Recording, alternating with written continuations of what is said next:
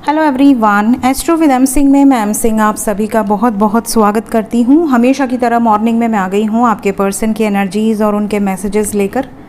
देखते हैं collective level पे आपके पर्सन की एनर्जीज़ क्या हैं और उनके मैसेजेस क्या हैं आपके लिए। तो शुरू करते हैं गाइज आज की रीडिंग लेके प्रभु का नाम। हर हर महादेव, जय हो शिव शक्ति, जय हो राधे कृष्णा, जय हो मेरे भाई। सबसे पहले अपने पर्सन का नाम ले लीजिए जिस व्यक्ति को सोचकर आप ये रीडिंग देख रहे हैं, ताकि ज़्यादा से ज़्यादा मैसेजेस आप तक पहुंच सकें। शुरू करते हैं, देखते हैं किस एनर्जी में हैं अभी इस वक्त आपके पर्सन। आपके पर्सन की current situation, current energy.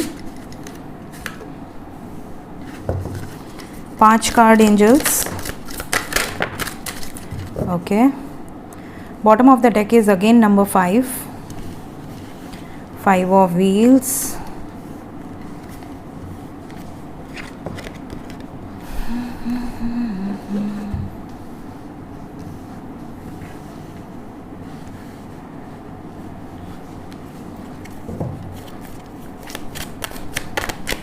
Clarify कर दें ईच एंड एवरी कार्ड को।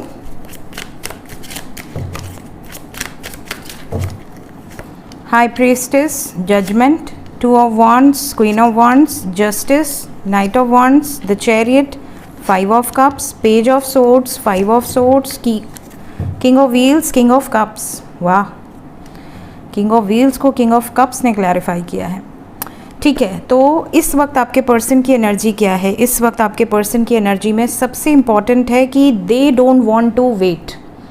आप जैसे वेट कर कर के परेशान हो चुके हैं, वैसे ही आपके पर्सन भी वेट कर कर के परेशान हो चुके हैं। ये अब वेट नहीं करना चाहते, ये निर्णायक फैसले के साथ आपके पास वापस आना चाहते हैं।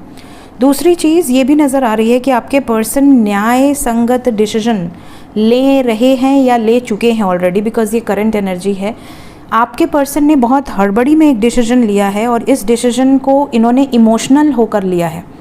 ये चीज़ें हैं, जैसे इंसान इमोशनल होकर किसी पर्सन के फेवर में डिसीजन ले ले, तो इन्होंने इमोशनल होकर कोई डिसीजन लिया है और बहुत हड़बड़ी में लिया है।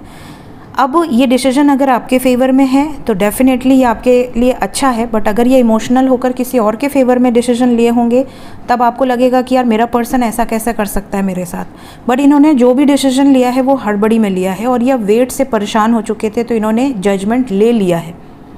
ये भी नज़र आ रहा है कि इस टाइम पीरियड में आपके पर्सन इमोशनल लेवल पर बहुत ज़्यादा आपसे कनेक्टेड फील कर पा रहे हैं। अगर आप कांटेक्ट में हैं तो भी, नो कांटेक्ट में हैं तो भी। एक लॉन्ग टर्म कमिटमेंट का डिसीजन यहाँ पर ज़्यादातर लोगों के पर्सन ने लिया है। आपके साथ अगर किसी बात पर बहस हुई थी, कोई कॉन्फ्लिक्ट हुआ था किसी भी कारण से, तो उसका भी कुछ असर इस डिसीजन में इन्वॉल्व है। लेट्स क्लैरिफाई, क्या ये जो भी डिसीजंस हैं ये मेरे व्यूवर्स के फेवर में हैं?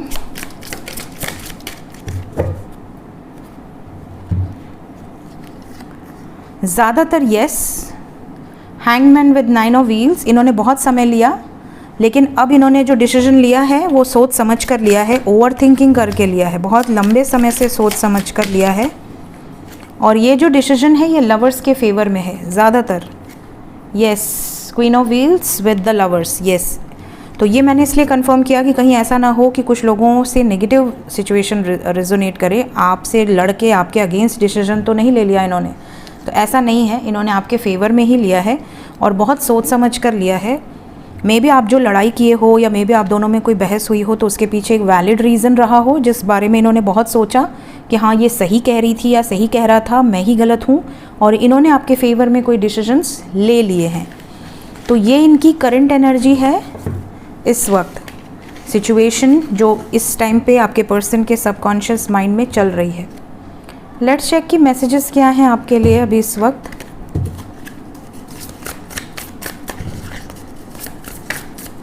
क्या कोई मैसेज है आपके लिए, मेरे व्यूअर्स के लिए अभी इस वक्त? 5 कार्ड एंजल्स।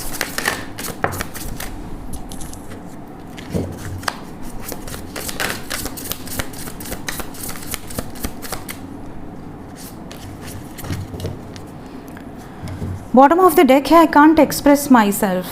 आपके पर्सन आपसे ये कहना चाहते हैं या कहना चाहती हैं कि ये आपको सही तरीके से बता ही नहीं पा रहे हैं कि इनके मन में क्या है, क्या चल रहा है, ये किस एनर्जी में है, किस सिचुएशन में है। तो बहुत सारे व्यूअर्स ऐसे हैं जिनके पर्सन की एनर्जी में ये है कि मैं खुद को एक्सप्रेस ही नहीं कर पा रहा या नहीं कर पा रही सही तरीके से। जो भी इनके मन में है, जो भी इनकी भावनाएं हैं, बहुत ज़्यादा कंफ्यूज्ड हैं ये। तो ये मे बी आपको बोलना कुछ और चाह रहे हों और आप समझ कुछ और रहे हों, या आपको ये बताने की कोशिश कर रहे हों कि पोस्टपोन क्यों हो रही है चीज़ें, डिले क्यों हो रहा है, और आपको ऐसा लग रहा हो कि यार ये मेरे पर्सन मेरे में इंटरेस्टेड ही नहीं है, मुझे चीट करने की सोच रहे हैं। ठीक है, कई बार ऐसे भी हो सकता है कि इन्हीं कारणों से आप दोनों के बीच में बहस हो गई हो और आपके पर्सन ने कह दिया हो कि यार बस बहुत हो गया, अब मुझसे और नहीं बर्दाश्त होगा, मुझे रहना ही नहीं तेरे साथ, या रहना ही नहीं इस रिलेशनशिप में, ख़त्म करते हैं। So I can't take it any more. इन्होंने लिया नहीं आपकी बातों को, आपने कुछ मिसअंडरस्टैंडिंग क्रिएट की या उन्होंने कोई मिसअंडरस्टैंडिंग क्रिएट की, और फिर एक जो पर्सन है वो बैकआउट कर गया बिल्कुल से, एक्सप्लेनेशन देने के बजाय, सॉर्ट आउट करने के बजाय, क्लैरिटी देने के बजाय भागने का जो एक तरीका होता है कुछ लोगों का, तो इन्होंने बैक ऑफ किया बिल्कुल अचानक से, और आपको ऐसा लगा कि चोरी पकड़ी गई तो भाग रहे। ये चीज़ें हुई हैं कुछ लोगों के साथ। सो अब इनको रियलाइज़ हो रहा है कि I can't let go of you. ये भाग तो गए बट भाग नहीं पाए। दूर जाने के बाद ही चीज़ें रियलाइज़ हुई हैं कि मैं नहीं जा सकती या नहीं जा सकता, इस रिश्ते से इतना आसान नहीं है। तो ये मैसेजेस कुछ लोगों के लिए बहुत क्लियरली यहाँ पर निकल कर आए हैं। नेक्स्ट मैसेज है, why can't I tell you the truth. आप में से कई लोगों ने या तो इनसे पूछा है कि तुमने मुझे सच क्यों नहीं बताया पहले, या तो ये आपसे कोई सच है जो नहीं बता पा रहे हैं। इनके अंदर इतना गट्स नहीं है, इतनी स्ट्रेंथ नहीं है कि ये आपको सच बता सके। ये भी एनर्जी यहाँ पर है, कोई सच ऐसा है जो थोड़ा कड़वा है और आपको ये बताना चाह रहे हैं। May be something is hidden, कुछ ऐसा है जो इन्होंने छुपा रखा था आपसे और अब ये आपको बताना चाह रहे हैं। तो ये मैसेज के थ्रू मे बी आपको बताना चाह रहे हैं। तो आने वाले समय में आपके सामने कोई सच आ सकता है, कोई ट्रूथ। द नेक्स्ट मैसेज है, I don't want to be who I used to be, you deserve better.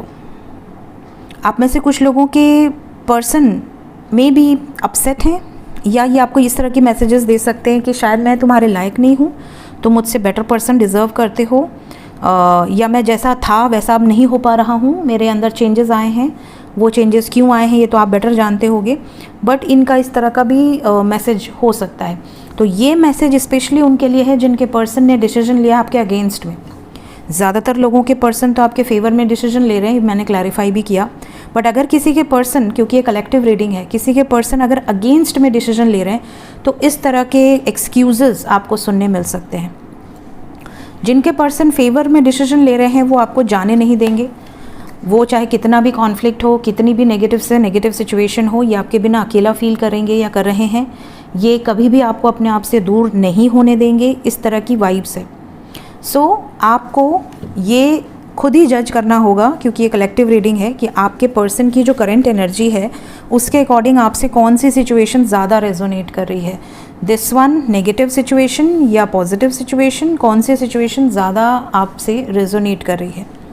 Let's check कि आपके पर्सन कब तक ये मैसेजेस आपको देंगे, कब तक ये एनर्जी रहेगी। पहले मैं ये जानना चाहूँगी कि क्या ये टेम्प्रोरी एनर्जी है। ये जो कुछ भी नेगेटिव निकल कर आ रहा है, जो भी नेगेटिव मैसेजेस हैं एंजल्स, क्या ये टेम्प्रोरी एनर्जी है।